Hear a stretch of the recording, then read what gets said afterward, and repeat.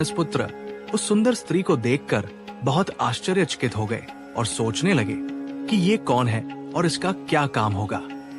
इसी बीच ब्रह्मा जी के मन से एक और पुरुष उत्पन्न हुआ जो सोने की तरह पीली आभा वाला था।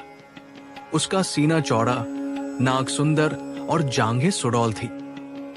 उसकी भौहें आपस में जुड़ी हुई थी और उसका मुख पूर्ण चंद्रमा के समान था। उसका हृदय बहुत विशाल था और बाजू हाथी की सूंड के समान मोटी और फैली हुई थी। उसके हाथ, मुख और पैर लाल रंग के थे। उसकी गर्दन शंख जैसी सुंदर थी और उसका वाहन मगरमच्छ था। उसके पास 5 फूलों का धनुष था। उस पुरुष को देखकर सभी ऋषि और दक्ष प्रजापति उत्सुक और विस्मित हो गए। उस पुरुष ने ब्रह्मा जी के सामने विनम्रता से सिर झुकाकर पूछा, हे ब्राह्मण, मैं अब क्या करूं? जो भी आप कराना चाहते हो मुझे उसी काम में लगाइए। हे लोकों के ईश्वर, मुझे एक उचित स्थान और एक पत्नी भी दीजिए। ये सुनकर ब्रह्मा जी एक क्षण के लिए चुप रहे।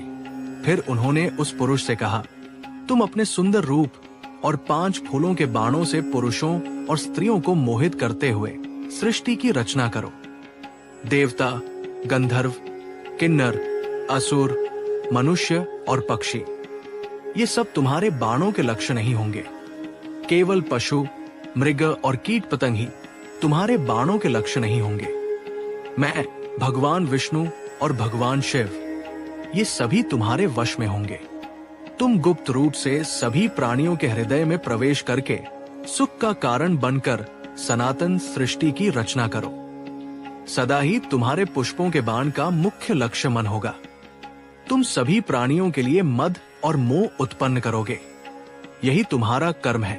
अब मैं तुम्हारा नाम भी बतलाऊंगा जो तुम्हारे योग्य होगा। इतना कहकर ब्रह्मा जी ने अपने मानस पुत्रों की ओर देखा और सभी मुनियों ने मिलकर उस पुरुष का नाम रखा।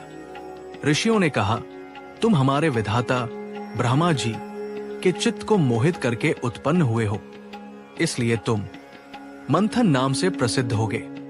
तुम अपनी इच्छानुसार रूप बदल सकते हो, इसलिए तुम्हारा नाम कामरूप होगा और तुम जैसा कोई नहीं है, इसलिए तुम मनोभव भी कहलाओगे।